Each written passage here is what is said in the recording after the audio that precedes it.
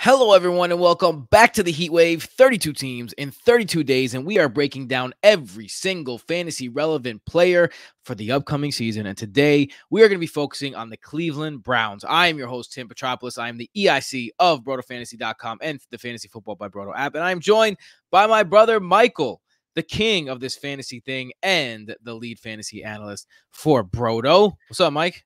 What's up, Tim? Glad to be here. Glad to be here. And Matt Ward, the Dynasty Don and the Fantasy Encyclopedia himself. What's up, my brother? Nah, we're good, man. Always good. Speaking of the app, I wasn't speaking of the app, but that's what it says on this thing that I read.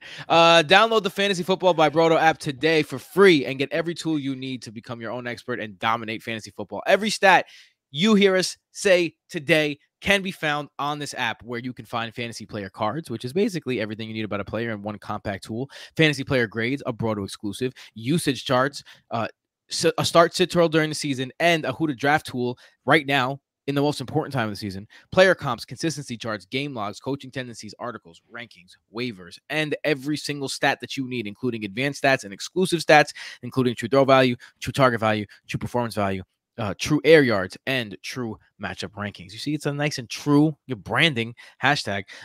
This app is free because of our patrons over at patreon.com/BrotoFantasy. We cannot do this without you, for real. That's why the app is free, because you guys pay for it, to be honest. That's how it rolls, right? So if you would like to support the app, if you'd like the app to keep being free instead of it being like an in-app purchase kind of thing or a subscription kind of thing, which is what you would get for any other type, like, we're pretty unique. If you want to keep it that way, please join our Patreon, patreon.com/BrotoFantasy. For as little as $3 a month, you support the app, you support the site, you support the content, plus extra waiver wire show every week, access to Broto Leagues, proven DFS cash game optimizers, access to cheat sheets, private team consultations, access to the Discord, the best community in the world, Michael's best ball guide, which Michael had the best advance rate, there it is, for any expert that we've seen, 37.5%, and he wrote a guide. And if you join the Patreon, it's completely free, $15 on BrotoFantasy.com if you want to purchase that right now, and you don't really feel like being a patron. I don't know why you would do that, but you know, if you got to do it, you got to do it. And let's not forget one of the best perks, the newest perk, the Unlimited League, where we have no positions, all flex with a super flex. It's not even known how many teams are going to be in the league yet, because we don't know how many people are joining the Patreon and all doing all that stuff. And on top of that, we're going to talk about it every week on the podcast. We're going to be like on your own personal sports center. We're going to be talking about the matchups. Beta tested. Yeah. Beta tested. We did this league last year. It was the funnest league I've ever been in like 10 years of playing fantasy football. That's what gave us the idea. We all the writers, there was 12 writers for Broto at the time, and we all decided we're going to get a 12-man league. We did all flexes, and it was incredibly fun, and we want to bring that to you guys. So, yes, beta tested and approved.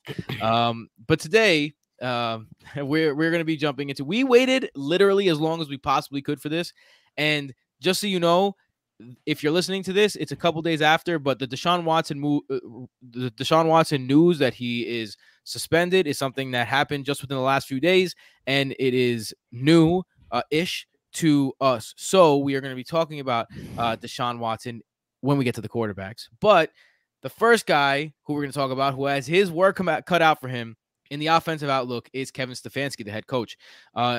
Man, year 3, coach of the year in his first year. Last year did not meet expectations, but was really just marred by injuries. Baker Mayfield got injured. There's a point both starting running backs got injured. Their receiving core got injured. OBJ, the whole saga. It was just a bad situation for the Browns. And the lovable losers, not so lovable anymore. So it's going to be tough for people to, it's going to be tough for Kevin Stefanski to navigate, especially in this division. Same offensive coordinator again, Alex Van Pelt. Last year, 20th in points per game. They ran 48.3% of the time. That was the 5th most in the NFL. Keep in mind, that was even with both starting running backs missing significant amount of time. Their best asset, PFF, has their O-line second. Their additions, quarterback Desean Watson, quarterback Jacoby Brissett, and wide receiver Jakeem Grant. The rookies they drafted that are fantasy relevant, wide receiver David Bell in the 3rd round. Their subtractions, Baker Mayfield, center J.C. Treader, which, look, I'm not going to be a conspiracy theorist here, but J.C. Treader had a good year last year. PFF grades were fine. he's the leader of the NFLPA. The NFLPA and the owners not seeing eye to eye at the moment because of the collective bargaining and what's going on. JC Treader doesn't have a job right now. Coincidence? I don't know. And quarterback Case Keenum. So with that being said, let's get into the quarterback because this is the most interesting one. Desean Watson is going to play. He's going to miss 11 games. He's suspended for 11 games. This is the final. This is what's going to happen. Look, whatever you think of Desean Watson, whatever you think of what he did, whatever you think of that, we're going to try and put that aside for right now and analyze the fantasy of it. The NFL, you have to they're such slime balls, but you have to almost respect their evil empire where they just juice every cent out of anything. And they use this to juice it to the fact that the first game that Desean Watson is going to be back, who does he play? Of course, the Houston Texans. The NFL knows 11 games specifically for that reason, because 8 would have already been the biggest suspension for anybody that had ever done anything off field. Increased to 10 was the rumor. So it is legitimately 11 just for the Houston Texans saga of It's crazy because that's the only reason. That's legitimately the only reason. And all of a sudden the soap opera continues, right? So we're going to try not to pay attention to the soap opera. We're going to try and get into the actual football of it. So let's get into it because Jacoby Brissett is going to be the starting quarterback for this team for 11 games. And then a guy who just got fined $5 million, which doesn't seem like a lot, but that's his entire salary for the first year. $5 million. Missed 11 games after missing an entire 17-game season and has to sit in court and be part of this public debate and get booed and all this stuff. And the last time he was on the field, his team won 4 games. He's going to come in week 12, right? So this is not ideal if you're looking at the fantasy weapons on this team. So we're going to try and navigate this the best we can, but this is not really something that you handle all the time. This is not the regular. So let's get into the quarterbacks. How are we feeling about the quarterback situation for the Browns? Yeah, look, speaking of the app, Jacoby Brissett is trash. See what I did there, Tim? I made fun of you for saying speaking of the app for no reason at all. I really didn't get that, but thank you for explaining your joke. Everyone knows the best jokes need to be explained. I mean, some people will figure it out, but look. Tim's backfire was funnier than your joke. I disagree. But with that being said, look, Jacoby Brissett sucks. I'm sorry. We all know that. Last time he played, he was just the goal line back for the Indianapolis Colts, coming in whenever Phillip Rivers needed a break to rush in a 1-yard touchdown or a 2-point conversion. Back during his days in New England, he was just a game manager type guy, and that was with the New England dynasty. And now he's in Cleveland. He's going to be a useless fantasy asset. And then with Desean Watson, 11-game suspension. There's a bye week. He doesn't return until week 13, right? Pointless of drafting him. If you draft a quarterback and stash him till week 13, you need to reconsider how you play fantasy football. That's just a terrible idea. Quarterback position is not the quarterback where you stash players it's not the position where you stash players like that. If it's week 10 and he's on waiver wires, then maybe you want to grab him, but drafting him is absolutely pointless. In best ball leagues, he makes 0 sense. If you grab a high-end quarterback, you only want to grab one other quarterback, right? You can't really grab Watson unless you want to take a 0 when your high-end quarterback has a bye. If you take 2 mid-range quarterbacks like a Kirk Cousins, say, and a Deshaun Watson, then you have to trust Deshaun Watson for the first 13 weeks. Second. And he also has a bye. If you take 3 quarterbacks, it's a bad idea because 3 quarterbacks is a minus value move. So there's no way, there's just no reason to draft Deshaun Watson in a best ball league logically either, unless you luck out and you draft, say Kyler Murray ends up being the QB1 overall, and it doesn't matter that you missed his bye week, something like that. But I'm not going to be drafting Deshaun Watson there. In redraft leagues, he's undraftable, and he's not back till week 13. It's a mess of a situation, and there's no reason to touch Cleveland Browns quarterbacks. I think they're going to trade for Jimmy G. Interesting. I don't think that Jacoby's going to start 11 games. And I mean, I'm not saying that that's going to be much of an upgrade for the fantasy assets. You can probably view them in the exact same way that you view them now, because Jimmy G is going to be coming into a new offense that isn't Kyle Shanahan led if all of that happens. And like Shanahan's system is just, it is built for QBs to do nothing and succeed.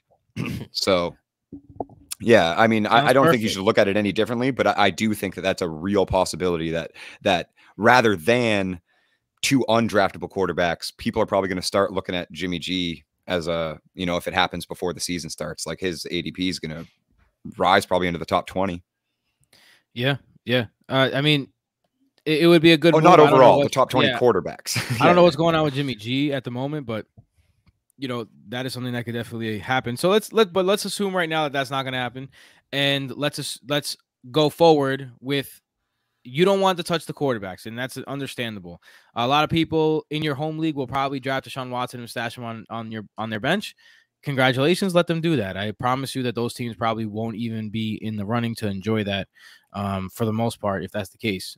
With that being said, let's go to the running backs, because we do have a lot of valuable situations with these running backs. So Nick Chubb, last year, he kind of fit the mold that he's always fit. He's probably the best pure running back in football. He has all the skills you need. He just does not catch the ball.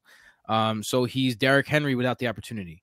And, you know, he's being drafted as that. So late round, and late in the draft, Nick Chubb always scares me because he doesn't catch the ball. He's just not someone I ever roster because of that. And then you got Kareem Hunt, who, you know, he went through that whole saga this year with that, but he can't seem to stay healthy, which is the big Kareem Hunt knock.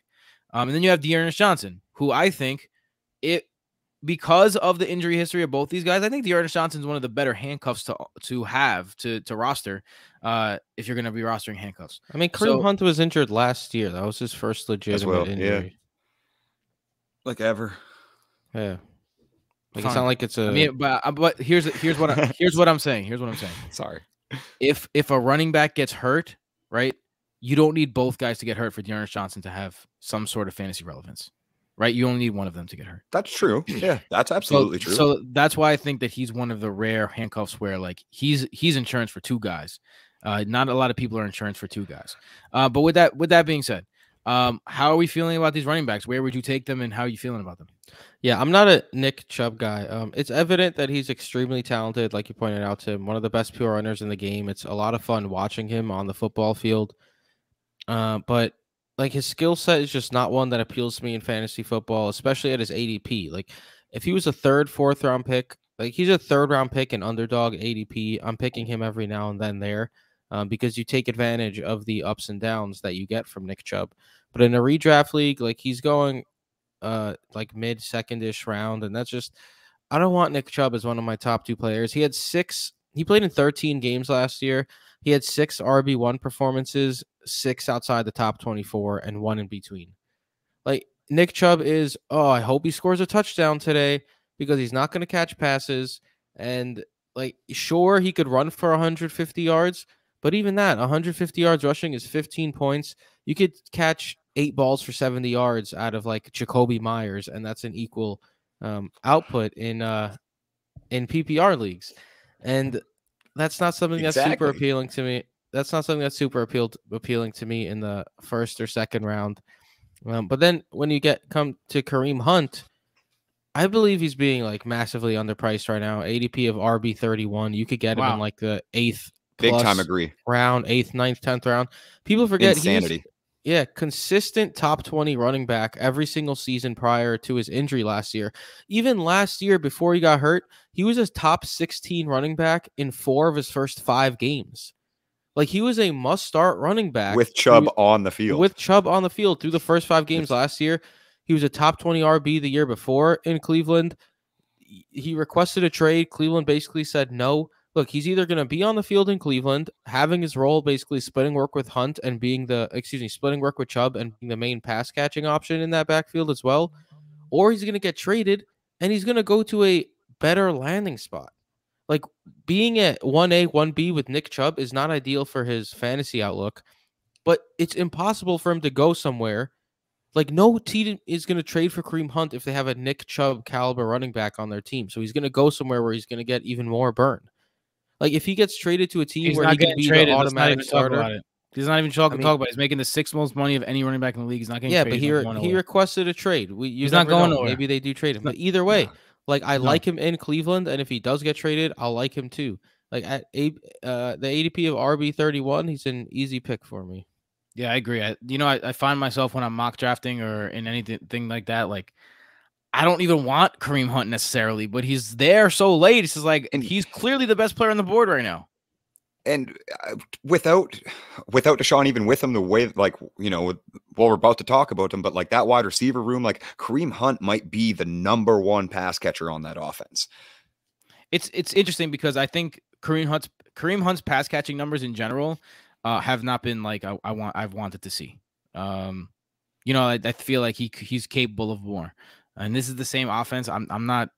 They seem to be like a ground and pound kind of old school kind of situation. But Jacoby Brissett is a dump off guy, so could increase. Maybe Nick Chubb gonna run through their ground game this year, 100%.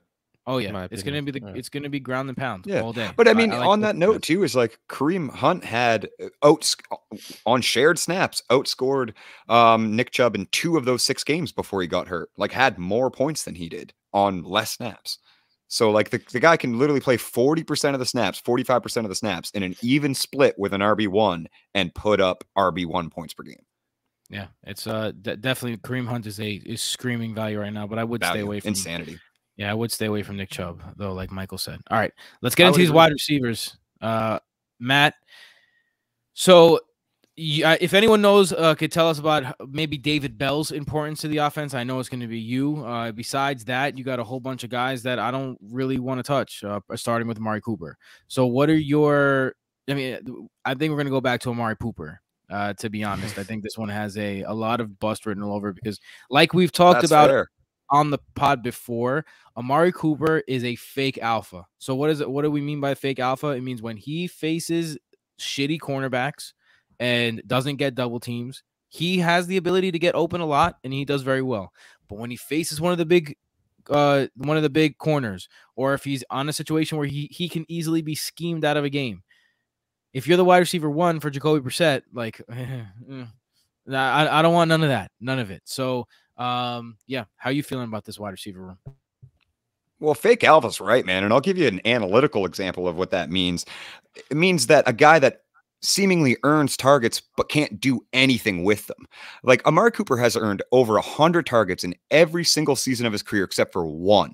In 2015, he had 130 targets and he finishes the wide receivers 27 in points per game. The following season, 131 targets, wide receiver 16 points per game. Following season, 108 targets, 21 in points per game. 119 targets, 14th in points per game, another 130 target season, 21st in points per game, and then last year 103 targets, 25th in points per game. Like Amari Cooper can get all the opportunity you want, and he just doesn't do anything with it when you're comparing that opportunity share to other teams. Like, sure, you can call him the wide receiver 1 in Cleveland because he absolutely is. And he's going to get a wide receiver 1 target share because he's done it before. But look at what he's done with that target share on way better offenses as well. Like, this was in Dallas without CeeDee Lamb 2 of those years, right? Like, and just could never crack wide receiver 1. Like, he is only a wide receiver 1 in alpha in name. He's never been one in scoring. Yeah, I mean, I could not agree with you more. Amari Cooper is one of my big fades this year. I don't want anything to do with it. I don't want anything to do with Amari Cooper. Nothing. Yeah, I have no 58 overall, wide receiver 23. Like, there's so many hard pass in the top 60, man. Like, so many good targets and even in that range, you're starting to look at guys that almost have, like, sure, their ceilings are unpredictable, but they're undeniably great. Like, there's people in that area that are like, yeah, with opportunity, he could be a wide receiver 1. And that's not true about Amari. Like, that's not true because he's had that opportunity. And I mean, yeah, now he's not, the joke is always that he's like still 23, but like Amari Cooper's already on the decline in his age. And he's not like some dusty old wide receiver, but he's consistently been putting up like the worst seasons since his best season. And every season has been a decline since then. I know the Cowboys let him walk because they probably wanted to sign Randy Gregory, but they let him walk for That's two. There Bless you you, go. All right, brother. they let him walk Less than that sneeze. for less than that sneeze, and they just gave him away and they re-signed Michael Gallup with some of that money, who has a torn freaking knee up. He tore his knee up, like, so it's like there's something to be said there. I don't no thank For you sure. on that. Yeah. But I mean, give me Amon-Ra St. Brown over him, Elijah Moore, Juju Smith-Schuster. That's what I mean. Yeah, these list are the goes guys that on. I'm talking. Exactly, guys that have legit like wide receiver top 12 ceilings if opportunity falls in the right direction. Like those are the guys that I'm interested in that range. And we know, like, literally you can give Amari Cooper 150 targets and he'll only be wide receiver 20. Like, so yeah, I'm just all the way out. And I mean, man, rookie breakouts are, we've reiterated on the pod, and I don't think you should be expecting a top 24 points per game season from David Bell just because he's in a position where he's got good opportunity to like take over as an alpha next to a fake alpha, but also on a poor offense. And he's going to be playing 11 of his 13 rookie season games with Jacoby Brissett, which is not the best developmental plan on a team that's going to run the ball 63% of the time. Right. So like, I really, really like David Bell as a prospect. And I want to tell the people why, because his athletic testing kind of made him fall off the draft boards too, because he was for sure a higher rated prospect than George Pickens was coming in. And obviously they got drafted about a round and a half apart. But as a true freshman, David Bell broke out with 86 receptions, 1,035 yards, and 7 touchdowns at 18 years old. He followed that up in just 6 games in 2020 due to a COVID shortened season with 53 catches for 625 yards and 8 touchdowns. 8 touchdowns in 6 games. And then on the next season, in a full season, in his final year before declared early as a junior, which we love to see for wide receivers. He had 93 catches for 1,286 yards and another 6 touchdowns. He's never had a target share, even as a freshman, below 25%. Like, this kid is a baller, bro. He is the definition of an analytical dream. His athletic profile just killed that range of outcomes. But then it's funny because he just falls into the range of outcomes like Keenan Allen and Mike Evans and Devontae Adams. And that's still something you can feel pretty good about when you're investing as a dynasty manager. In redraft leagues, 141 overall, like wide receiver 62. So like, yeah, there's definitely some upside and some value there. I can't deny that, but it's, what about Donovan Peoples-Jones? Because I feel like Donovan Peoples-Jones has had some appeal when Baker was the guy, because Baker he liked him. So one of the stats that I have written down here is that for a 4-game stretch, Donovan Peoples-Jones was the only Browns that caught a receiving touchdown. Yeah. So yeah, Baker really did like him. And I think because, Mike's here and the guide is out, like, I think DPJ offers some decent best ball value because he probably has a similar ceiling of scoring to David Bell and goes later even. So I do think there's a little bit of like, if you don't have to set your lineups and he can explode for 15 points, like, 3 catches for 80 yards and a touchdown, he's very much a big play guy. And especially in those final weeks, like where, hopefully their offense will be clicking a little more and you can expect a little bit of a higher scoring ceiling. He might have more upside there. But that's also the areas that I would expect, David Bell to have a little more upside and Amari Cooper to probably have a, round out a season with some solid scoring and make people think he's a good asset again. So like, yeah, those 2 final options, out of them, I prefer David Bell as the player, and probably as the more like he'll be on the outside every play, where DPJ will come in on 3 wide receiver sets for deep balls. But yeah, he can catch touchdowns. All right, let's get into these tight ends. Speaking of catching touchdowns, because this was a crowded field. It was Austin Hooper. It was David Njoku, but now Austin Hooper has cleared, and David Njoku still there, although Harrison Bryant still on the squad. So how do you feel about David Njoku? He just got the extension. He got the money. He got paid. People very surprised that happened. But David Njoku is always the type of guy where you're like, he looks the part. He makes these big plays sometimes out of nowhere. So how are you feeling about David Njoku? Is he someone that you maybe take a late round flyer on? With all that said about the wide receivers and kind of because of that, like de facto, I do like David Njoku. Tight end 17, 167th overall. I kind of like him as like even a last pick, like faded tight ends, like now I can get somebody that has maybe a little bit of upside. They're going to have to throw the ball to somebody. Like, and I don't like trying to predict, you know, again, hey, along with Tim, it's like things that have never happened before, right? I don't like putting my chips in on things that have never really happened before. But in his second season, he was tight end 10 overall in points per game. Tight end 10 overall and tight end 10 in points per game, rather. So Njoku has showed tight end 1 upside early on in his career, but since then it's just not really been what you want to see. But the Browns had enough confidence to make him the 5th highest paid tight end in the NFL right now, with guaranteed money involved. And the kid is just like, he is an athletic monster. 6'5", 250, ran a 4.6, has a 99th percentile burst score and like a 95th percentile catch radius because of his 37-inch arms. Like, he does look the part, and he plays when healthy like he can be that guy. Like, you've seen, look at some of those crazy 4 touchdowns last season, but those crazy, like, you know, over the top of everybody, one-handed Calvin Johnson grabs that he was making in the corner of the end zone and then tapping down with 4 feet. And you're like, wait a second, that dude's 250. Like, so he has flashes, almost more flashes than like a guy like Evan Ingram even, but they've never been consistent. That's why I do like him late, and that's baked in. There's some upside there, man. And if that's your first tight end when you're, you know, you faded the position through 12 rounds, I love it, to be honest. Yeah, I agree with you. A lot of upside there with David Njoku. All right. The Browns, it's going to be an interesting season with them. They're going to be facing a lot of scrutiny. They're going to be they're going to be treated like a New York team in Cleveland. So let's see how these guys handle it. Let's see how they handle it. With that being said, bold predictions. I will go first. This is gonna be mean, but whatever. Desean Watson does not finish any game as a wide receiver 1 this season. I think that I would hope not. He's a quarterback 1 or wide receiver 1. I'm going really out there. Running back 1, maybe. No, but I just think that look, when it's a quarterback, when you haven't been playing for a long time, it's you get back in the swing of things. And honestly, if you've been playing for a year and a half, Desean Watson has had some soft tissue issues in the past. Right, and we all know the soft tissues linger. I wouldn't be surprised if he gets out there and pulls a hamstring within his first game because he just hasn't seen the field.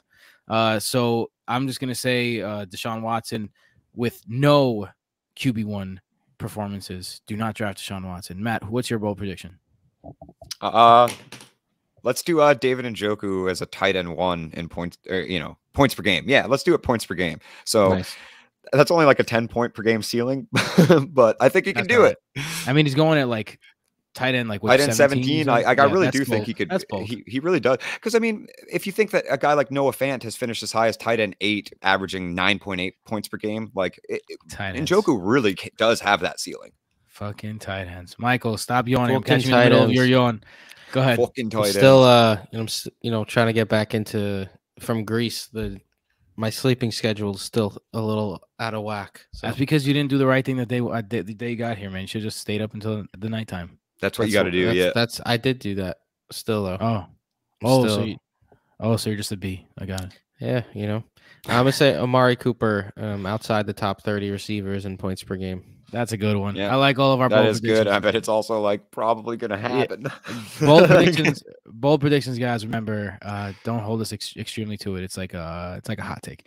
Anyway, with that being said, you could find us all. Let me take this away. You can find us all on Twitter at BrotoFFTim, at BrotoFFMike, at PsychwardFF, and you could find us at Broto Fantasy, at BrotoFFJason, at BrotoFFCast, at FF by Broto.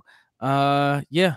Go follow us. And guys, the next time you hear us, it's going to be the last heat wave of the year. The Baltimore Ravens. Wow.